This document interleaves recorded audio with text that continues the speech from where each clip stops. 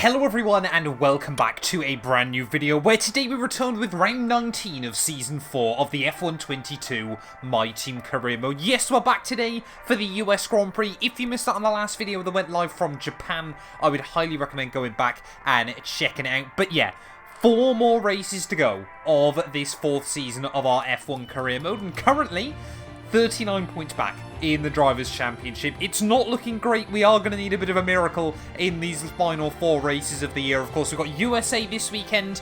We're then heading down to Mexico. Portugal, of course, Portimao makes its return before the sprint weekend to finish the year in Brazil. Of course, the Constructors' Championship, that got wrapped up a long time ago. But yeah, as we head towards the USGP, though, fingers crossed, this should be a track that we feel fairly comfortable at, and, fairly quick at as well. Of course, I just want to say a massive thank you to all of you for the support. We've made it through January now. Formula One's back next month. Hopefully we're going to start to see some momentum picking back up on the channel. Just over 2,000 subscribers away from 100k, so please, if you do enjoy, make sure you get yourself subscribed as well. Of course, you can unsubscribe in the future if you're not enjoying the content. But yeah, let's get into it though. US Grand Prix, we need to just be absolutely unstoppable in these last 4 races. Well, heading back then to Circuit of the Americas, feel like we're in quite a similar position to where we were at this point last season in the World Championship. Of course, trying to close up points to Valtteri Bottas then. I really don't want to finish runner-up 2 years in a row, but also, it's been a little while since I've driven the My Team car. I'm going to try and bring back this series a bit more frequently as we head in towards the real F1 season once again. I've got a couple of other series planned that I'm really excited to do as well in the future. But yeah, I'm really looking forward. We've still got a bit more of F1 My Team to be doing, but yeah, feels a bit weird driving the My Team car. Of course, I've been doing some more league racing over on my second channel. Would highly recommend checking that out if you haven't been already. We've actually done 2 league races around Brazil recently, so I do know my way around this venue quite well. Hopefully that's going to carry me forward this weekend, because desperately need to try and get another win. We're 4 minutes into a weekend and the DRS has already failed. That has got to be a new record for me on F1 22. But round in the final corner, got to make sure that we get that score. Only just, but it is purple. Well, unfortunately, the DRS still hasn't been fixed. We have got some pretty good top-end speed, though, around this COTA circuit, but not convinced we're going to have enough to try and negate that disadvantage there. I still have to brake super early down at the end of the back straight. But yeah, I mean, if we can get a green score here, I'd probably be quite happy, because this is difficult. At a final turn, make sure we're just about there come the start-finish line. There we go, green score. Only just here, so quite happy with that. Unfortunately, DRS, I'm not convinced it's going to get fixed. Let's get into qualifying and hope that the issue has resolved itself.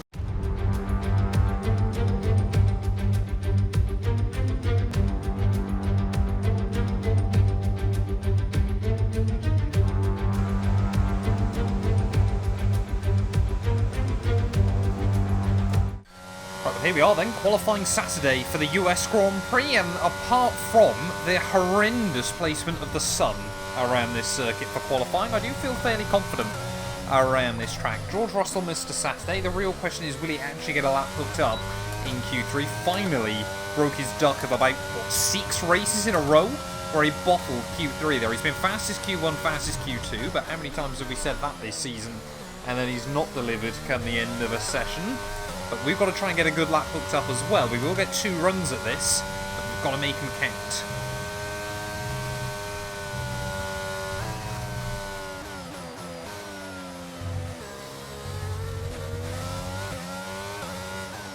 I think George Russell is winding his way through the final couple of turns, though, to finish off his first lap. It is probably going to be quite a quick one by him. No, I think it might be one of the McLarens then. Still can't really tell the difference on the minimap between the McLaren's dots and our own, but rounding through the final corner, it has not been a particularly great first lap. Good run out the final corner though. 31.6 I genuinely was not expecting there. That was a lot quicker than I'd originally anticipated.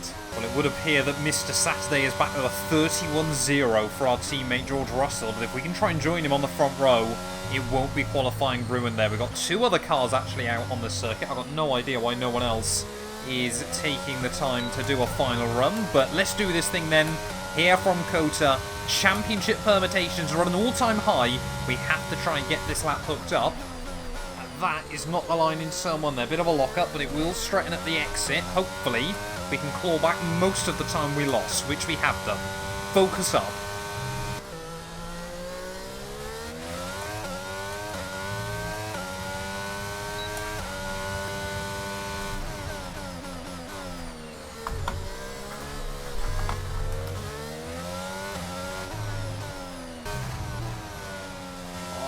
Oh, it's just all gone away from us. All gone away in the second half. That huge snap oversteer down at the bottom of the hill and out of the final corner. P5 on the grid. It's not as bad as Japan, but suddenly one of our cars has got to bottle it.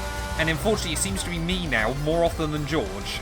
Well, there we go. George Russell on the pole here at COTA. But Charles Leclerc, Sergio Perez, Zhou Guanyu and myself make up the top 5. Looks like, again, another year where Ferrari are going to come on strong towards the end of the season, but we need a good race here at the USA. We've often lacked one that pace this year, but race pace is where we come through strong. We have to get it all together today. Let's do it, US Grand Prix. Welcome once again then to the United States Grand Prix here in the magnificent city of Austin. It was here in 2018 that Kimi Raikkonen delighted the world by taking the top step of the podium for the first time in 114 races. There's always a record to be broken, so what, I wonder, is in store for us here today? We're racing today then in Travis County, Texas, where 20 corners and speeds of up to 200 miles per hour await us on this magnificent racetrack. It's 60% full throttle with plenty of good opportunities to pass, especially through the 2 DRS zones into turn 1 and the long back straight into turn 12. What a race we have in store today. Before we begin, let's take a quick look at the grid lineup for today's race. What a qualifying yesterday for George Russell. He'll start today's race from pole position, with Charles Leclerc alongside.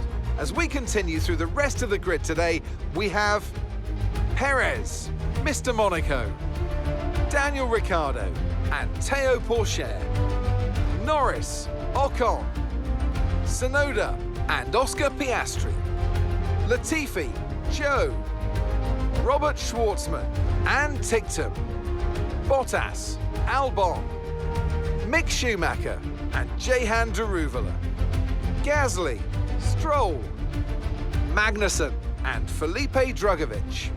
Now it's almost time for lights out, so let's go down to the track. We need a good result today if we want to catch Russell in the Drivers' Championship.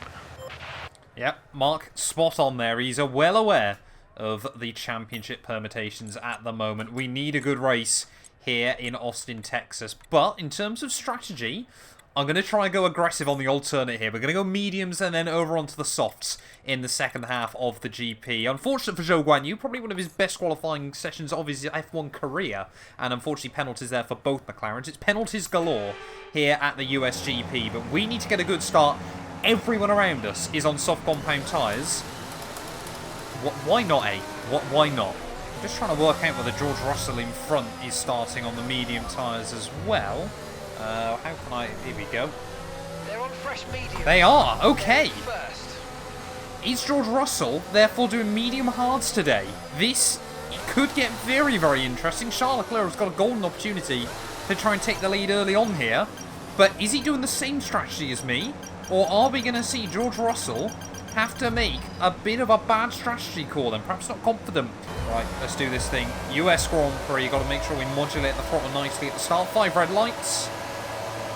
And it's lights out and away we go. And look at that wheel spinning, still in third gear as we try and put the power down in towards turn 1. It's nice and easy. We've got a car on our inside. So we're going to have to try and run both Alpines out there as Oscar Piastri was that car on our inside through the first corner. A little bit of contact, but we've only lost 2 places. But more importantly, so has George Russell at the front of the field there. So not exactly the ideal start for either of our cars. But the real question, like I said, will be all afternoon, what strategy is George Russell doing? Because that could really hamper him if he's going to try and then make a switch over onto the hard compound tyres there. But Théo Pourchaire, Daniel Ricciardo slipped past myself. Charles Leclerc up into the lead of the US Grand Prix. Of course, happy memories of last year's race here in the My Team Career Mode. Of course, that was when we brought all those upgrades to the car and we were a good, almost a second lap faster than any other team, very briefly, in the My Team Career Mode there. But all over the back of our former teammate Théo Pourchaire, we're going to try and lunge it Down around the outside in towards sector 3. Oh, he tries to come across me. We just like keep the nose there. Little bit of contact with Teo Porcher. Somehow that's my fault, of course, because F122 refuses to blame the AI for anything that goes on. But Charles Leclerc then will lead as we round our way through the final couple of turns of the first lap. He's got Sergio Perez there in hot pursuit, George Russell in P3, and then his teammate Daniel Ricciardo fourth, myself in fifth ahead of Porcher, Ocon, and I think Oscar Piastri as well as Lando Norris. No, not on lap 2, surely. Apparently this weekend it's just going to be all DRS failures for us. Whoa! Whoa! Daniel Ricciardo there, big lock-up at the end of the back straight though. Did we pick up front wing damage from that? It looked incredibly close. No, we must have just got to the inside of him as he made that tiny error there. But Ricciardo with a bit of a boo-boo. That's going to promote us back up then into P4, but of course still no DRS in this Grand Prix. We've got to try and break free ahead of the Australian. Try and close up the 2.5 seconds to George. Got all a little bit close for comfort. Got the blood pumping. Well, good news is as we start that 4, we have broken away from Daniel Ricciardo behind. The pace does look strong. Bad news is still no sign of that DRS. Oh, okay. New fast lap of the day. First car into the 133s, so clearly the pace is very strong. Looks like some of the AI as well perhaps struggling on those soft compound tyres. They're a lot earlier than I was expecting them to be struggling, to be completely honest. But Ricciardo behind us as well is just falling back like a stone. So it is definitely going to be a big battle between the top 4 today. Myself, George Russell, of course, championship still very much alive. Perez and Charles Leclerc would just, I'm sure, like to get a win to continue proving themselves to teams that they've now both been with for a very long time in this series. 2 of the only drivers, I think, on F122. There are a couple more, Ocon and Stroll spring to mind. That was close. That have pretty much been with their teams since the start of this series. Okay, there we go. Ricciardo first car into the pits then. Just the end of lap 7, so I'm guessing he's either on a 2-stop or going to try and take the hards to the end of the Grand Prix, but that is a very early call. I mean, this is Ferrari, so it shouldn't be much of a surprise. Russell as well now is applying more and more pressure to Checo, so I guess we've got to try and strike with Perez. And try and capitalise on, of course, George Russell, trying to apply pressure to him. Just got to bring ourselves closer and closer, and maybe sniff out an opportunity. Second, third and fourth, and nose to tail in this GP as we cross over 1/4's distance, almost into the back of my teammate George Russell. Oh, we did go into the back of our teammate George Russell as we both try and put the power down out onto the back straight there. Are we going to be able to get any extra speed over our teammate? We're both going to be closing in on Sergio Perez, but this is big championship implications here at the US Grand Prix. Oh, we try it, but we just snagged the brakes on the way into the corner there, and we'll slot back in behind our teammate once again. Just could not get the rotation through the inside wheel there, and knew we'd have to bail out of it and make sure there was no contact between us. You know, we are battling for a world championship, but I do want to keep it civil between ourselves and our teammate. That'll give Perez a small chance to run away, but we are definitely feeling quick.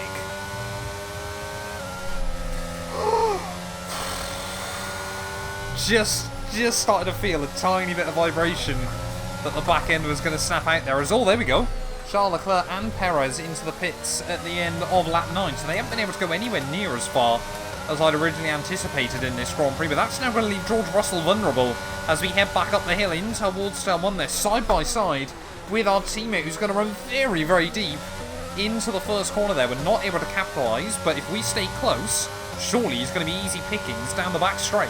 Identical machinery between ourselves and George Russell, of course, but that was probably one of the best runs I've had at that hairpin so far today. British 1-2-3 in this Grand Prix, but into the lead of the US Grand Prix, but not for long again. George Russell is going to try and go on the fight back there, but this time around we get the undercut, we get to the inside and the switchback off the corner, and we are through into the lead of the US Grand Prix for the first time today. Now we've got to try and break free away from our teammate there, but still, the underlying question remains, are we on the same strategy? Is George Russell not confident in the tyre life? There is still a lot left to be answered here. Oh, Gian Darugula, first car out then of this US Grand Prix, just under half distance, not what Haas would have wanted. Of course, they revealed their 2023 livery yesterday. I'm giving it a 7 out of 10. Wait. But George Russell's still applying the pressure to ourselves. But, yeah, surely we're going to find out very, very soon what strategy he's on. I don't want to pit anywhere before the end of lap 16. I've kind of got end of 17 or end of 18 in my mind. But when will Russell want to box? Oh, there we go. End of 14. Russell is into the pit lane then.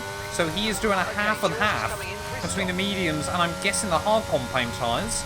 We've actually got eyes now on Perez and Leclerc once more in this Grand Prix. So it'll be interesting to see where George comes out relative to those cars. Because they are probably going to be the ones we're fighting with towards the end of this race. So, I mean, if George is on hards, which he is going to have a difficult afternoon to try and close back up to those two. And I'm just thinking, you know, hypothetically in the perfect world, if he comes P4 and we win this thing with fastest lap, that's 14 points taken out of him. Immediately, the gap is below a perfect race weekend. That being said, though, George Russell has come out a good 7 seconds behind Charles Leclerc in this race, so it is going to be a fight back late on in the afternoon here, unless Perez can try and really rustle Leclerc's feathers as well. We are going to be doing qualifying laps here towards the end.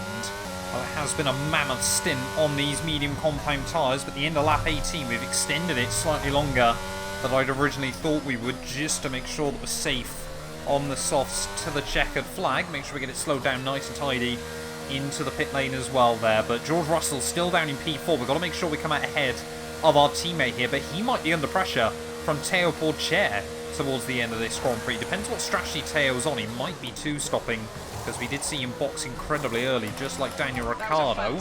But nice clean tidy pit stop for ourselves. Ricciardo, I think, is definitely on a two-stop, because he's way down the order. But we've come out a long, long way ahead of George Russell in this GP. 10 laps to go then, here from Kota. We've got a good 3-second or so margin over our teammate. We can definitely just afford to look forward rather than behind towards the end of this US Grand Prix there. This first sector is fantastic for getting temperature into the tyres as well, but surely this is a case of when, not if, we will get back to the front. Well, a much quicker car and much quicker tyres and much fresher tyres as well.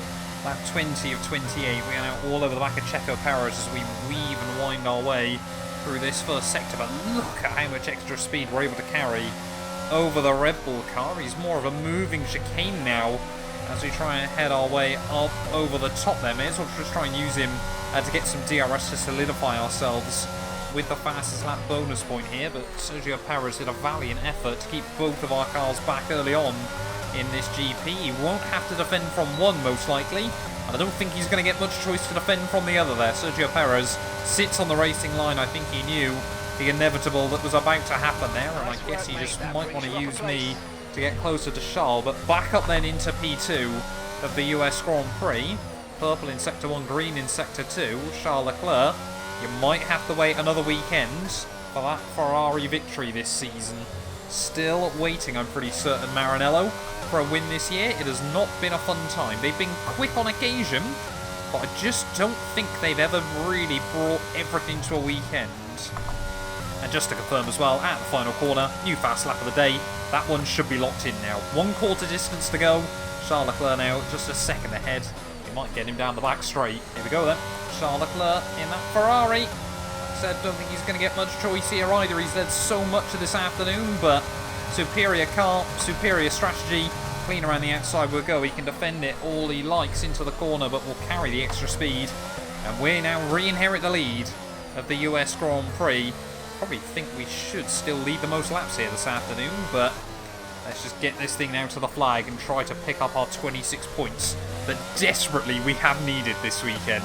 Through the final couple of turns though to start the last lap of the US Grand Prix then, and what a race it has been for ourselves. To be honest, I've actually been intently watching the gap between Pourchaire and George Russell into this final lap, because even another 2 points could have massive championship permutations as we head into the final 3 weekends. We've been nursing these tyres towards the flag. It has allowed Charles Leclerc to actually keep the gap quite low towards the end of this one, but I've never really fought under pressure from the Monegasque driver there as we wind our way through this final lap. A huge strategic error on George Russell's side of the garage today. The mediums to hards was never going to be the way to go, but will he lose one more place to Théo Pourchaire here late on in the day. We started first and fourth as a team. We're going to end first and fourth as a team, but I'm sure it's not the way that George Russell would have wanted there as we wind our way through the hairpin. That horrible line, actually, through the hairpin. Will Teo Porcher be able to get close enough to our teammate? I don't think he's quite going to have the straight line speed to get that second Red Bull car up into P4 this afternoon, but it has been a valiant effort by him nonetheless. We've had some pretty good battles as well, of course, today. Don't forget, you know, a couple of decent battles with George wheel to wheel, but come the checkered flag though, 26 points are going to be going my way this weekend. It's only our second win since what, like round 5 of the year. We have not had many in the second half, of course. We won Zandvoort, we won Monza, sorry, as well, of course, 1 weekend later in dominant fashion. But here at COTA, it might be one of the most important wins we've had in the My Team career mode. Round in the final corner, we are not giving up without a fight, George Russell. Oh, superb driving. That is a race win, my friend. Well done.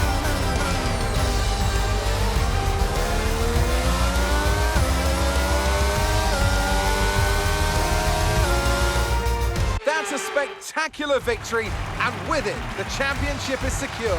It's been a magnificent season, and they thoroughly deserve the cheers of the crowd here today. So, Natalie, what do you think helped them deliver this result? Well, they certainly stood out as a driver with tons of confidence on the track. I think their ability to keep their cool, even during some of the more hectic parts of the race, meant they were able to capitalise on the mistakes of other drivers, giving them the opportunity to make their way to the top spot with ease. Here comes your top 3 making their way down to the podium for what can only be described as a fantastic day for Formula One.